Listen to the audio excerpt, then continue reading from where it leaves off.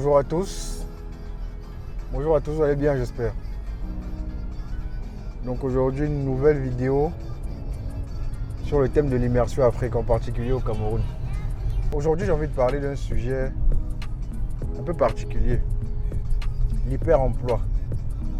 L'hyper-emploi en Afrique, ça c'est quelque chose que j'ai remarqué dans les différents magasins, les différentes structures que j'ai fréquentées. Il y avait souvent un taux d'employés trop élevé par rapport au nécessaire. Donc, il y avait plus d'employés que le nécessaire. Je vais prendre des exemples.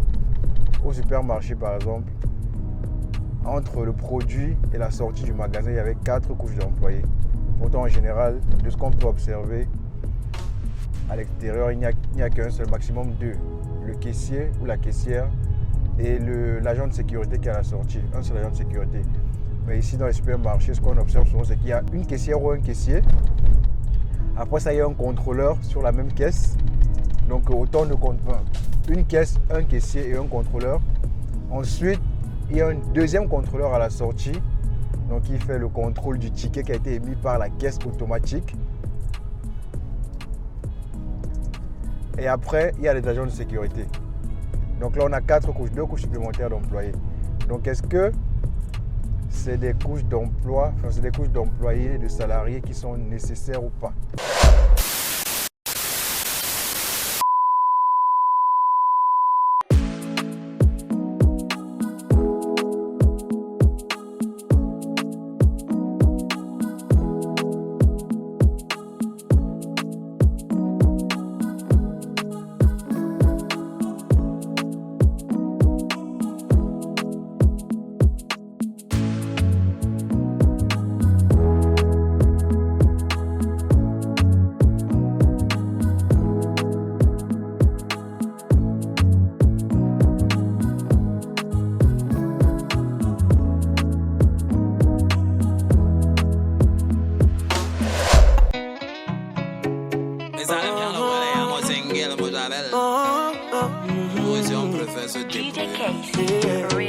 Lui, enfant des quartiers.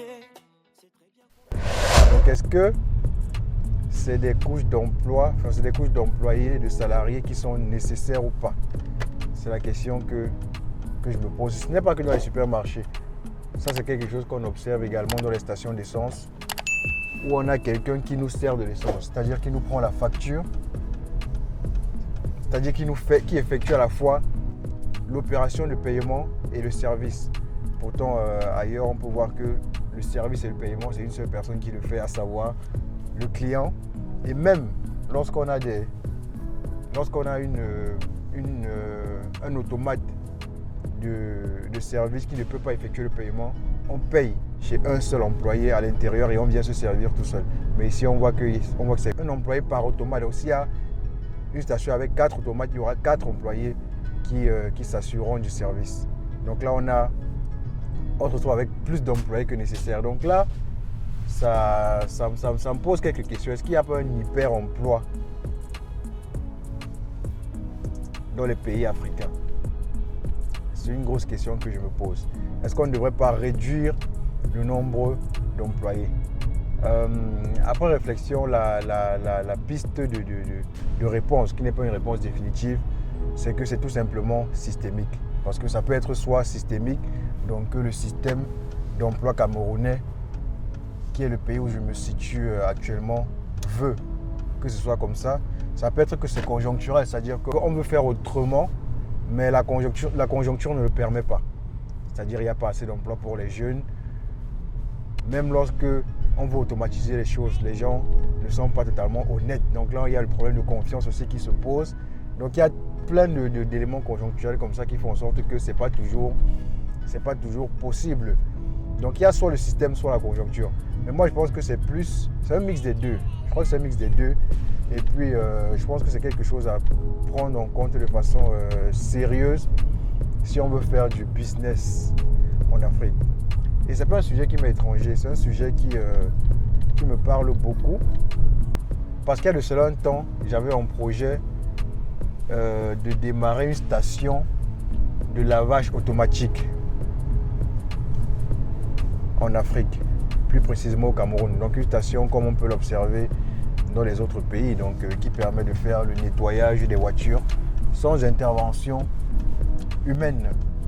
Mais après je me suis dit, après études préliminaires, parce que c'est pas arrivé à un certain niveau ce projet, mais après études préliminaires, je me suis dit, est-ce que c'est quelque chose, est-ce que c'est un type de business qui conviendrait à l'environnement économique africain, en particulier camerounais? Parce que lorsqu'on se balade dans les rues, il y a énormément de stations de lavage, mais c'est des stations où c'est les jeunes qui font le travail de nettoyage. Et ça emploie plein de jeunes, c'est-à-dire que par station, tu peux avoir 4, 5 jeunes qui effectuent le nettoyage des voitures. Donc de venir avec une station, une chaîne de stations, parce que le projet, ce n'était pas de faire une seule station, mais une chaîne de plusieurs stations. Donc de venir avec une chaîne de stations qui remplace tous ces jeunes-là par des automates qui vont faire le nettoyage, ça serait un peu tuer l'emploi. C'est vrai que c'est bien l'automatisation, mais je pense qu'il faut trouver le bon mix entre l'automatisation, la modernisation et la conjoncture actuelle du pays où on veut s'implanter. Parce qu'il faut dire, le modernisme, l'automatisation, c'est bien beau, mais ça vient avec très souvent une réduction des masses salariales. Et lorsqu'on est dans des pays en Afrique où la masse, où le taux de chômage est très élevé, donc on se retrouve avec plusieurs jeunes qui recherchent de l'emploi, de venir implanter des modèles de business qui vont contribuer à tuer encore l'emploi, je pense que c'est pas viable. Non seulement c'est pas viable en termes de modèle business, en termes de modèle économique, mais je pense que ça ne sera pas accepté comme il le faut par la population. Je ne pense pas que des clients paieraient le prix pour laver leur voiture, si on veut rester sur cet exemple-là, pour laver leur voiture dans des stations automatiques plutôt que d'aller payer une main-d'œuvre physique pour faire ce travail-là. D'autant plus que très souvent les stations automatiques font moins bien le travail. Ça, je dis d'expérience. Donc ça, c'est un petit cas particulier comme ça que je prends pour étayer ce propos-là. Donc qu'est-ce que vous pensez? Là, c'est un appel à réflexion. C'est un appel à réflexion. Qu'est-ce que vous pensez qu'il faut faire? Est-ce qu'il faut à tout prix moderniser? Est-ce qu'il faut à tout prix adopter des modèles automatiques, un seul caissier en caisse et tout le reste qui est géré par l'informatique? Ou est-ce qu'il faut s'adapter?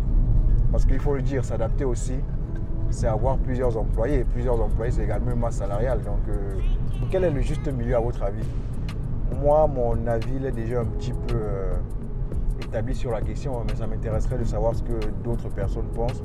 Moi, je pense que tout simplement, lorsqu'on arrive dans un environnement, il faut s'adapter au code de cet environnement-là. Donc, si tu arrives quelque part où l'emploi manque,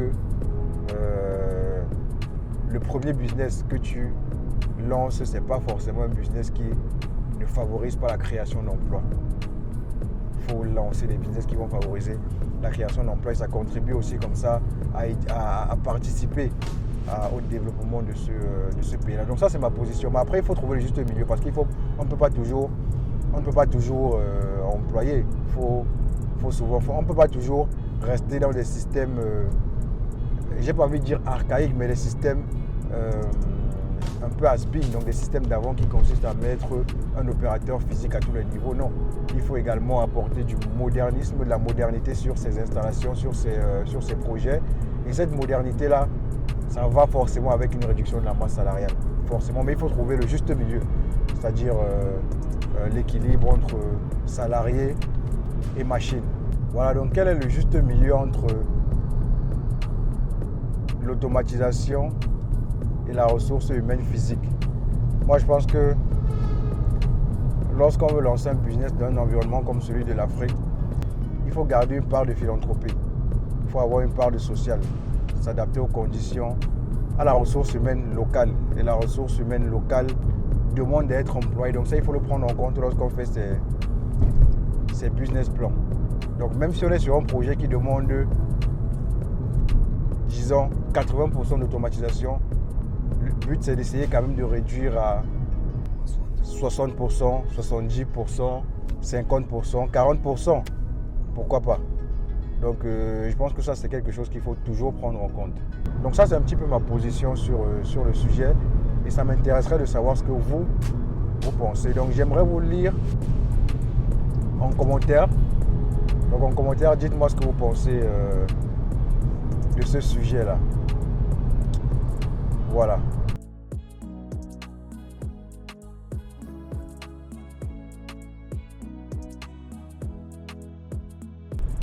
Donc là, on a une centrale photovoltaïque à notre droite là. Donc je disais, qu'est-ce que vous en pensez? L'hyper-emploi en Afrique, est-ce que c'est systémique? Est-ce que c'est conjoncturel? Et dans le cas où c'est systémique, est-ce qu'il faut poursuivre ce mode-là, du moins le temps que les choses s'améliorent? Est-ce qu'il faut poursuivre ce système où on favorise les postes physiques plutôt que de remplacer l'homme par la machine?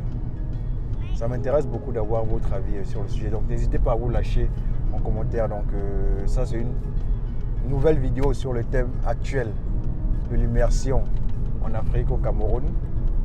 Il y en aura d'autres sur la chaîne durant cette période-là. J'espère que c'est le type de thématique, c'est le type de format qui vous plaît. N'hésitez pas une fois de plus à nous le dire en commentaire.